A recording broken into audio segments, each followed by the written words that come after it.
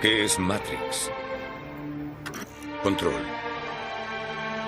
Matrix es un mundo de sueños computarizados, hecho para tenernos controlados.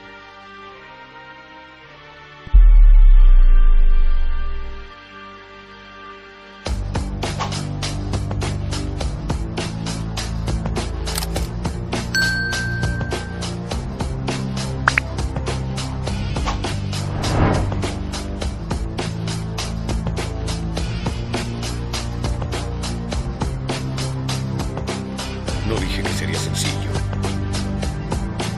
solo que sería la verdad. Political correctness. Again, another tick all over the world. Silence each other so we don't have to. That is political correctness.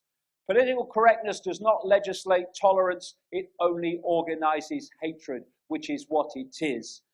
Why is it that people who say we're anti-hate always scream with hatred on their face? It's a kind of strange thing, but it's what happens. Antifa, we're anti-hate. We're anti-violence. No, we're not anti-violence. We are violent. That's right. Oh, sorry, I got that wrong. Yeah. Okay. And who funds you? Oh, George Soros. Antifa, this black bloc method as well. It's anti-fascist fascism. They're doing what the Nazis did. What did the Nazis do? What does any tyranny do? When it starts to get power, it burns the books. It bans the meetings. It stops the circulation of any information that's challenging it and exposing it. And we've got to such a crazy situation now of inversion, where people who call themselves progressive, which is supposed to be liberal, it isn't, they are using the same methods as the Nazis to silence people they don't agree with. And they're so far up their own arse without a torch, they cannot see it. Antifa, the elite's proxy army to destroy your freedom. No hate, face of hate, stooges of the elite, slaves fighting slaves for the slave owners. And this political correctness, this was simply George Orwell's Newspeak in 1984. Newspeak, a controlled language as a tool to limit freedom of thought and concepts that pose a threat to the regime, such as freedom, self-expression, individuality, and peace. He talked about old speak, which were words that had the ability to articulate detail, to express your thoughts and your opinions in detail, which our language has had. And he talked about Newspeak being replaced by Big Brother, old speak being replaced by Brother with Newspeak, which were words that said nothing, that could not express detail. So you couldn't express your opinion in detail. The words didn't exist. And as we think in words as well, you couldn't even think in detail. And that is what is happening with the old language, old speak, being replaced by the language of political correctness, which is nothing more than Newspeak. And he wasn't coming from his imagination. That's why he's been so accurate. This is political correctness. That's what it's really about. Silencing the population.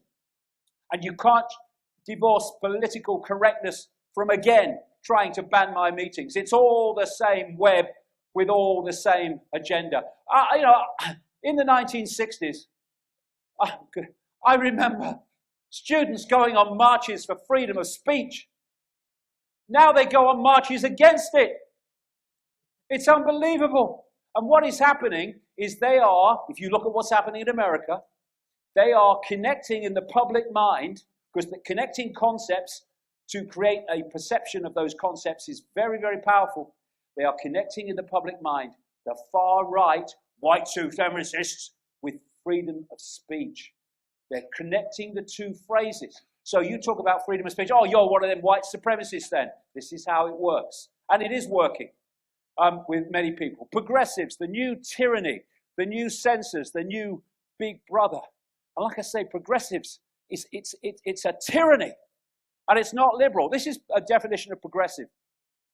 Favoring or advocating progress, change, improvement, or reform, as opposed to wishing to maintain things as they are, especially in political matters. Adolf Hitler could have said that that was a definition of what he was doing. A liberal, which I would say defines my personal view of the world, not politically liberal, the definition of liberal, is very different. favorable to or in accord with concepts of maximum individual freedom possible, especially as guaranteed by law and secured by governmental protection of civil liberties, favoring or permitting freedom of action, especially with respect to matters of personal belief or expression. And the progressives are seeking to destroy everything that comes under that definition, the inverted world we live in. And we're having created, people call them snowflakes, I call it Generation Jelly. And I've got great respect for young people who've come through this massive mind program. This is the most perceptually attacked and assaulted generation, certainly in modern history, en masse. And to come through that, and to come through this shite, and still be able to think for yourself and see through it, it's a very, very, it just shows the power of consciousness over program. But so many are falling for this program, where you can't do anything. You have to have a safe space. No one can have an opinion around you that's different to yours. And when you get people into that mode, where they're frightened of their own shadow and terrified of another opinion, they give their power away to those they think will protect them, which is what this mind game is all about. They talk about safe spaces. No one can say anything I don't agree with in this safe space. Deplatforming people, absolutely off the pages of Orwell, where they ban speakers in universities who say things that are different to the accepted norm. And it's incredible.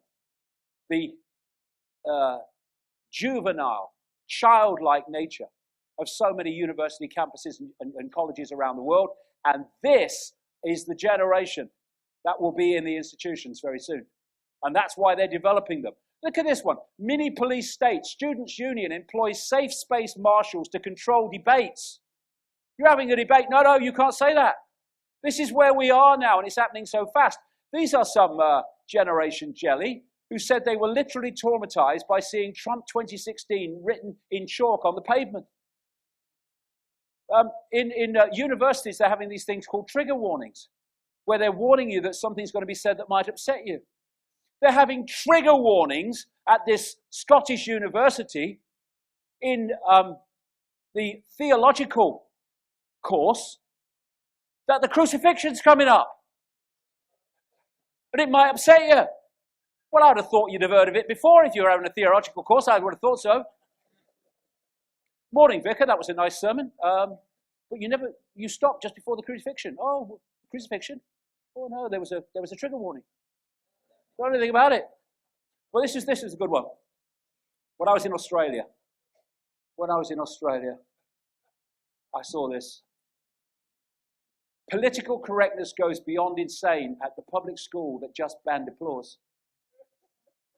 A public school in Sydney has banned applause and cheering in order to avoid offending people who are sensitive to noise. Instead of clapping and cheering, it will now be acceptable.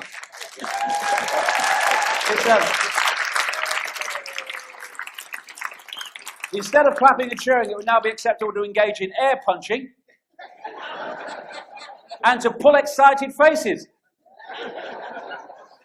And students will even be allowed, and parents will be allowed to wriggle on the spot. No, I'm not making this up, the writer said. You don't have to today. You don't have to. And while real oppression is going on, where are they? We've got a meeting. This is the new fascism run by anti-fascists. Political correctness is fascism pretending to be manners. That's exactly what it is. And it's not about diversity. It's about destroying diversity, inversion.